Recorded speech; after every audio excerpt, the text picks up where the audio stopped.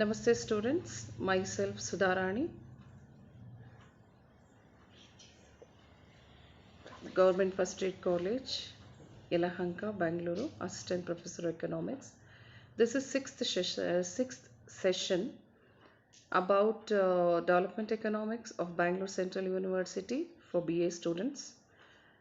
ಇದು ಅಭಿವೃದ್ಧಿ ಅರ್ಥಶಾಸ್ತ್ರದ ಮೂರನೇ ಸೆಮಿಸ್ಟರ್ನ 6ನೇ ಸೆಷನ್ನು. ಇದು ಬ್ಯಾಂಗಳೂರು ನಗರ ವಿಶ್ವವಿದ್ಯಾಲಯ ಪಠ್ಯಕ್ರಮದ ಬಗ್ಗೆ ನಾವು ಇದನ್ನು ನೋಡ್ತಾ ಇದ್ದೇವೆ. ಈ ಸಿಕ್ಸ್ತ್ ಸೆಷನ್ನಲ್ಲಿ ನಿಮಗೆ ಅದಕ್ಕೂ ಮುಂಚೆ ಹೋಗೋದಕ್ಕೆ ಸಿಕ್ಸ್ತ್ ಸೆಷನ್ಗೆ before going to sixth session let us know what we have learned in the last session. ನಾವು 5ನೇ ಸೆಷನ್ನಲ್ಲಿ ಏನು ತಿಳ್ಕೊಂಡಿದ್ವಿ ಅಂತ ಹೇಳಿದ್ರೆ, ಆರ್ಥಿಕ ಅಭಿವೃದ್ಧಿಗೂ ಆರ್ಥಿಕ ಬೆಳವಣಿಗೆ ನಡುವೆ ವ್ಯತ್ಯಾಸವನ್ನು ತಿಳ್ಕೊಂಡಿದ್ವಿ.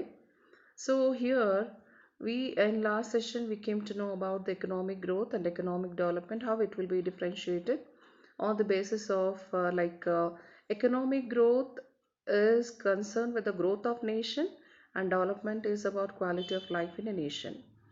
ಆರ್ಥಿಕ ಬೆಳವಣಿಗೆ ಅನ್ನೋದು ಒಂದು ದೇಶದ ಅಭಿವೃದ್ಧಿಯ ಬಗ್ಗೆ ನೋಡುತ್ತೆ ಅಥವಾ ಬೆಳವಣಿಗೆ ಬಗ್ಗೆ ನೋಡುತ್ತೆ. ಆದರೆ ಆರ್ಥಿಕ ಅಭಿವೃದ್ಧಿ ಅನ್ನೋದು ಒಂದು ಗುಣಮಟ್ಟವನ್ನು, ಜೀವನದ ಗುಣಮಟ್ಟ, ರಾಷ್ಟ್ರೀಯ ಜೀವನದ ಗುಣಮಟ್ಟದ ಬಗ್ಗೆ ನಮಗೆ ತಿಳಿಸುತ್ತೆ.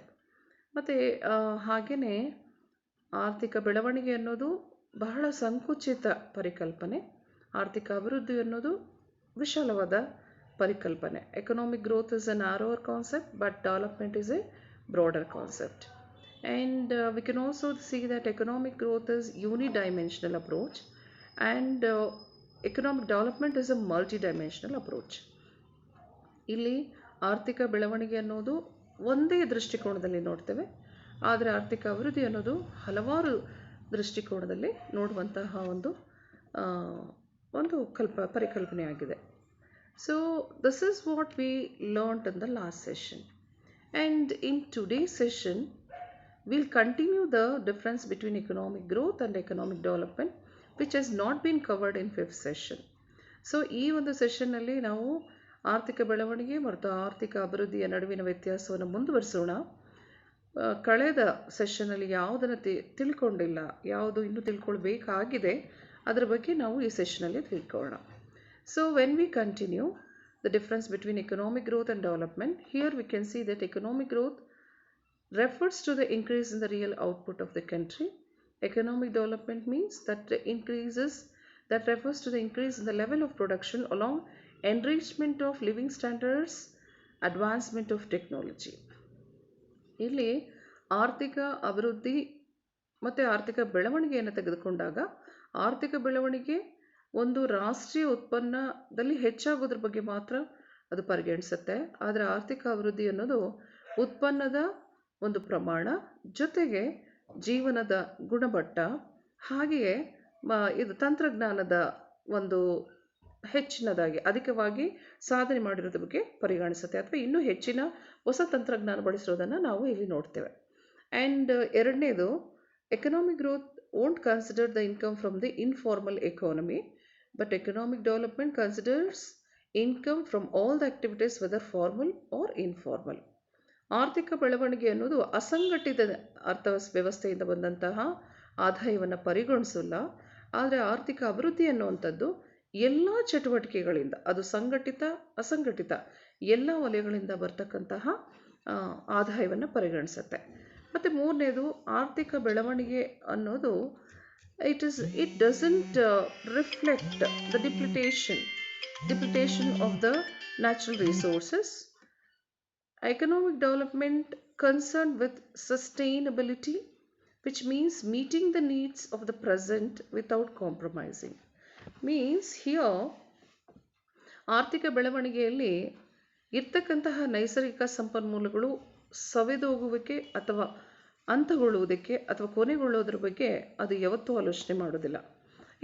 ನಮಗೆ ಅಲ್ಲಿ ತಿಳಿದು ಬರಲ್ಲ. ಆದರೆ ಆರ್ಥಿಕ ಅಭಿವೃದ್ಧಿಯಲ್ಲಿ ಏನಾಗುತ್ತೆ, ನಾವು ಏನು ಹೇಳ್ತೀವಿ, ನಿರಂತರತೆಯನ್ನು ಬಯಸ್ತೀವಿ. ಈಗಲಿನ ಅವಶ್ಯಕತೆಗಳನ್ನು ಪೂರೈಸಿಕೊಳ್ತಾ ಮುಂದಿನ ಪೀಳಿಗೆಯ ಅವಶ್ಯಕತೆಗಳನ್ನು ಪೂರೈಸಿಕೊಳ್ಳುವುದರ ಬಗ್ಗೆ ಗಮನವನ್ನು ಹರಿಸ್ತೀವಿ. ಅಂದರೆ ಒಂದು ಆರ್ಥಿಕ ಬೆಳವಣಿಗೆ, ಆರ್ಥಿಕ ಅಭಿವೃದ್ಧಿ ನಿರಂತರವಾಗಿರಬೇಕು. ಅದು ಒಂದು ಸಸ್ಟೈನಬಲ್, ಸುಸ್ಥಿರವಾಗಿರಬೇಕು ಅಂತ ಹೇಳಿ ಅದ್ರ ಬಗ್ಗೆ ನಾವು ತಿಳ್ಕೊಳ್ತೇವೆ. And we can see that fifth one, economic growth indicates the expansion of GDP basically related to the developed countries. Economic development refers to the increase in the national income of the economic and socio-economic structure of any country over a long period of time related to underdeveloped countries or developing countries of the world. ಆರ್ಥಿಕ ಬೆಳವಣಿಗೆ ಅನ್ನೋದು ದೇಶೀಯ ಉತ್ಪನ್ನ, ಒಟ್ಟು ದೇಶೀಯ ಉತ್ಪನ್ನ, ಅದರಲ್ಲೂ ಮುಖ್ಯವಾಗಿ ಅಭಿವೃದ್ಧಿ ರಾಷ್ಟ್ರಗಳಿಗೆ ಸಂಬಂಧಪಟ್ಟ ಹಾಗೆ ಅದು ಅಧ್ಯಯನವನ್ನು ಮಾಡುತ್ತೆ. ಆದರೆ ಆರ್ಥಿಕ ಅಭಿವೃದ್ಧಿ ಅನ್ನುವಂಥದ್ದು ನೈಜ ರಾಷ್ಟ್ರೀಯ ಆದಾಯ ಜೊತೆಗೆ ಆರ್ಥಿಕ ಮತ್ತು ಸಾಮಾಜಿಕ ಸಂರಚನೆ, ಆದ ರಾಷ್ಟ್ರದ ಸಂರಚನೆ ದೀರ್ಘಕಾಲದವರೆಗೂ ಸಂಬಂಧಪಟ್ಟ ಹಾಗೆ ಅಭಿವೃದ್ಧಿ ಹೊಂದುತ್ತಿರುವಂತಹ ರಾಷ್ಟ್ರಗಳ ಬಗ್ಗೆ ಅಧ್ಯಯನವನ್ನು ಮಾಡುತ್ತೆ, ಜೊತೆಗೆ ಅಭಿವೃದ್ಧಿ ಹೊಂದಿರುವಂತಹ ರಾಷ್ಟ್ರಗಳ ಬಗ್ಗೆ ಕೂಡ ಅಧ್ಯಯನ ಮಾಡುತ್ತೆ. And next we can see that economic growth and automatic process. Economic development it is the outcome of planned and result oriented activities. ಆರ್ಥಿಕ ಬೆಳವಣಿಗೆ ಅನ್ನೋದು ಅದು ಸ್ವಯಂ ಚಾಲಿತ ಅಂತ ಹೇಳಿ ತನ್ನಷ್ಟಕ್ಕೆ ತಾನೇ ಆಗಿಬಿಡುತ್ತೆ. ಅದನ್ನು ನಾವು ಏನು ಯೋಜನೆಯನ್ನು ಮಾಡೋದಿಲ್ಲ, ಆಯೋಜಿಸಲ್ಲ, ಅಥವಾ ನಾವು ಯೋಜನೆಗಳನ್ನು ಹಾಕಿಕೊಂಡು ಹಂತ ಹಂತವಾಗಿ ಸಾಧನೆ ಮಾಡುವಂಥದ್ದಲ್ಲ ಅದು. ಆದರೆ ಆರ್ಥಿಕ ಅಭಿವೃದ್ಧಿ ಅನ್ನುವಂಥದ್ದು ಅದು ಯೋಜನೆಗಳ ಮೂಲಕ ಬಹಳಷ್ಟು ನಾವು ಏನನ್ನು ನಿರೀಕ್ಷಿಸ್ತೇವೆ ಅದರ ಬಗ್ಗೆನೇ ಆಗಿರುತ್ತೆ. So in the continuation V can see that seventh, economic growth related to the rise in the value of all the products produced in the economy.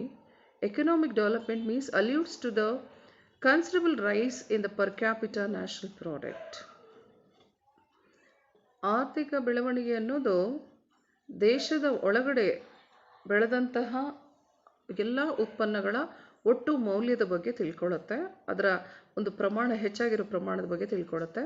ಆದರೆ ಆರ್ಥಿಕ ಅಭಿವೃದ್ಧಿ ಅನ್ನುವಂಥದ್ದು ಹಿಂದಿನ ಮತ್ತು ಈಗಿನ ಏನು ವ್ಯತ್ಯಾಸದಲ್ಲಿ ಏರಿಕೆ ಆಗಿದೆ, ಅದರಲ್ಲೂ ಮುಖ್ಯವಾಗಿ ತಲಾ ಆದಾಯದಲ್ಲಿ ಎಷ್ಟು ಏರಿಕೆ ಆಗಿದೆ ಅನ್ನೋದನ್ನು ತಿಳ್ಕೊಳ್ಳುತ್ತೆ. ಮತ್ತು ಎಕನಾಮಿಕ್ ಗ್ರೋತನ್ನು ತೆಗೆದುಕೊಂಡಾಗ, ಆರ್ಥಿಕ ಅಭಿವೃದ್ಧಿಯನ್ನು ತೆಗೆದುಕೊಂಡಾಗ, ಆರ್ಥಿಕ ಬೆಳವಣಿಗೆಯನ್ನು ತೆಗೆದುಕೊಂಡಾಗ it measures through N increase in the GDP per capita income. Economic development measured through improvement in the life expectancy rate, infant mortality rate, literacy rate and poverty rates, reduce in poverty rates. ಅಂದರೆ ಆರ್ಥಿಕ ಬೆಳವಣಿಗೆ ಅನ್ನೋದು ದೇಶೀಯ ಒಟ್ಟು ಉತ್ಪನ್ನ ಅಥವಾ ಒಂದು ದೇಶೀಯ ಒಟ್ಟು ಉತ್ಪನ್ನದ ಬಗ್ಗೆ ಹಾಗೂ ತಲಾ ಆದಾಯದ ಬಗ್ಗೆ ಮಾತ್ರ, ಅದರಲ್ಲಿ ಹೆಚ್ಚಳ ಮಾತ್ರ ತಿಳ್ಕೊಳ್ತೇವೆ. ಆದರೆ ಆರ್ಥಿಕ ಅಭಿವೃದ್ಧಿ ಅನ್ನುವಂಥದ್ದು ನಾವು ಹೇಗೆ ಮಾಪನ ಮಾಡ್ತೀವಿ ಅಂತ ಹೇಳಿದ್ರೆ, ಒಂದು ಜೀವನ, ಒಂದು ಎಕ್ಸ್ಪೆಕ್ಟೆನ್ಸಿ, ಅಂದರೆ ನಿಮ್ಮ ಜೀವನದ ಲಾಂಗಿವಿಟಿ ಅಂತ ಹೇಳ್ತೇವೆ. ಅಂದರೆ ನಮ್ಮ ಜೀವನದ ಆಯುಷ್ಯು ಜೊತೆಗೆ ಒಂದು ಹಸುಗೂಸಿನ ಸಾವಿನ ಪ್ರಮಾಣ ಅಥವಾ ಹಸುಗೂಸಿನ ಜೀವ ಉಳಿವಿಕೆ ಪ್ರಮಾಣ, ಮತ್ತು ಹಾಗೆಯೇ ಜ್ಞಾನ ಅಥವಾ ವಿ ಕ್ಯಾನ್ ಸಿ ದಟ್ ಶಿಕ್ಷಣದ ಪ್ರಮಾಣ, ಹಾಗೆಯೇ ಅಕ್ಷರಸ್ಥ ಪ್ರಮಾಣ, ಹಾಗೆ ಬಡತನದ ಒಂದು ಕುಸಿತ, ಇದರ ಮೂಲಕ ನಾವು ಆರ್ಥಿಕ ಅಭಿವೃದ್ಧಿಯನ್ನು ತಿಳ್ಕೊಳ್ತೇವೆ. ಸೊ ಇದಿಷ್ಟು ನಾವು ಆರ್ಥಿಕ ಅಭಿವೃದ್ಧಿ ಮತ್ತು ಆರ್ಥಿಕ ಬೆಳವಣಿಗೆ ನಡುವಿನ ವ್ಯತ್ಯಾಸದಲ್ಲಿ ತಿಳ್ಕೊಳ್ತೇವೆ. ಒಟ್ಟಾರೆ ನೋಡಿದರೆ economic growth is A subset of economic development. Economic development is a bigger concept than economic growth. Economic development uses various indicators to measure the progress in an economy as a whole. However, economic growth uses only specific indicators like the GDP, individual income, etc. for the calculation. So ನಾವು ಒಟ್ಟಾರೆಯನ್ನು ನೋಡಿದರೆ ಆರ್ಥಿಕ ಬೆಳವಣಿಗೆ ಅನ್ನೋದು ಆರ್ಥಿಕ ಅಭಿವೃದ್ಧಿಯ ಒಂದು ಭಾಗ. ಆದರೆ ಆರ್ಥಿಕ ಅಭಿವೃದ್ಧಿ ಅನ್ನೋದು ಬಹಳ ದೊಡ್ಡದಾದಂತಹ ಒಂದು ಪರಿಕಲ್ಪನೆ, ಆರ್ಥಿಕ ಬೆಳವಣಿಗೆಗಿಂತ ದೊಡ್ಡದಾದಂತಹ ಪರಿಕಲ್ಪನೆ. ಇಲ್ಲಿ ನಾವು ಬಹಳಷ್ಟು ವಿಷಯಗಳನ್ನು ಪರಿಗಣಿಸ್ತೀವಿ ಆರ್ಥಿಕ ಅಭಿವೃದ್ಧಿಯಲ್ಲಿ. ಅದು ಮುಖ್ಯವಾಗಿ ಒಟ್ಟಾರೆ ಅರ್ಥವ್ಯವಸ್ಥೆ, ಅದರ ಜೊತೆಗೆ ಕೆಲವು ಸೂಚ್ಯಾಂಕಗಳು. ಅದು ಯಾವುದು?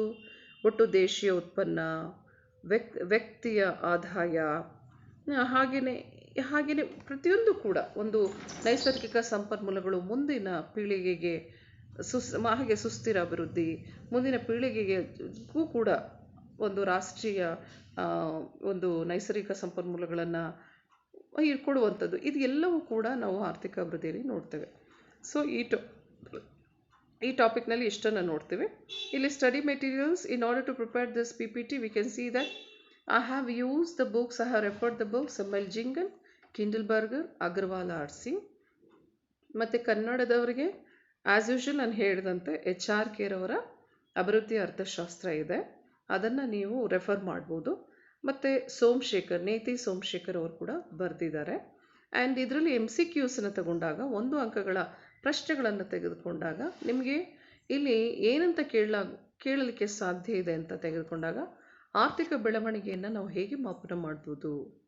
ನಾನೀಗ ನಿಮಗೆ ಒಟ್ಟಾರೆ ಸಮ್ಮರಿಯನ್ನು ಹೇಳಬೇಕಾದ್ರೆ ಹೇಳಿದ್ದೆ GDP, ವ್ಯಕ್ತಿ ಆದಾಯ, ಮತ್ತು 3ನೇದು ಏನಿದೆ 1, 2 ಅಂದರೆ ಮೊದಲನೇ ಉತ್ತರ, 2ನೇ ಉತ್ತರ, 4ನೇದು ಯಾವುದೂ ಅಲ್ಲ. ನಾನು ಈಗಲೇ ಹೇಳಿದಂತೆ ಒಂದು ಆರ್ಥಿಕ ಬೆಳವಣಿಗೆಯನ್ನು ತೆಗೆದುಕೊಂಡಾಗ ಅದನ್ನು ನಾವು ಮಾಪನ ಮಾಡೋದು ಒಟ್ಟು ದೇಶೀಯ ಉತ್ಪನ್ನ ಮತ್ತು ವ್ಯಕ್ತಿ ಆದಾಯ. ಸೊ ಇವೆರಡೂ ನಾವು ಕನ್ಸಿಡರ್ ಮಾಡೋದ್ರಿಂದ, ನಾವು ಪರಿಗಣಿಸೋದ್ರಿಂದ 3ನೇ ಉತ್ತರವನ್ನು 1, 2 ಅಂತ ಇರೋದನ್ನು ನಾವು ಉತ್ತರವಾಗಿ ತೆಗೆದುಕೊಳ್ತೇವೆ. ನೆಕ್ಸ್ಟ್ ಇನ್ನೊಂದು second MCQ about this session is effect of economic development is qualitative and quantitative impact on the economy. ನಾವು ಆರ್ಥಿಕ ಅಭಿವೃದ್ಧಿಯ ಪರಿಣಾಮವನ್ನು ತೆಗೆದುಕೊಂಡಾಗ ಅದು ಪರಿಮಾಣಾತ್ಮಕ ಮತ್ತು ನಾವೇನು ಹೇಳ್ತೀವಿ ಗುಣಾತ್ಮಕ ಒಂದು ಇದನ್ನು ತೆಗೆದುಕೊಂಡಾಗ, ಪರಿಣಾಮವನ್ನು ತೆಗೆದುಕೊಂಡಾಗ ಅದರ ಉತ್ತರಗಳು ಹೀಗಿದೆ. Improvement in life expectancy rate, ಅದು ಒಂದು ಜೀವನ ಒಂದು ಆಯುಷ್ಯನ ಒಂದು ದರ. ಮತ್ತು ಇನ್ನೊಂದು 2ನೇದು ಇನ್ಫ್ಯಾಂಟ್ ಮಾರ್ಟಾಲಿಟಿ ಅಥವಾ ಲಿಟ್ರಸಿ ರೇಟ್, ಮತ್ತು ಇದು ಶಿಶು ಜನನ ಪ್ರಮಾಣ ಅಥವಾ ಮರಣ ಇಳಿಕೆಯ ಶಿಶು ಮರಣದ ಇಳಿಕೆಯ ಪ್ರಮಾಣ, ಜೊತೆಗೆ ಸಾಕ್ಷರತಾ ದರ ಮತ್ತು ಒಂದು ಬಡತನದ ದರದಲ್ಲಿ ಇಳಿಕೆ. ಈ ರೀತಿಯಾಗಿ ಇದನ್ನು ನಾವು ಪರಿಗಣಿಸ್ಬೋದು ಅಂತ ತೆಗೆದುಕೊಂಡಾಗ 4th one, all of the above will be the answer. So this is about the 6th session, that is difference between the economic growth and economic development. Thank you.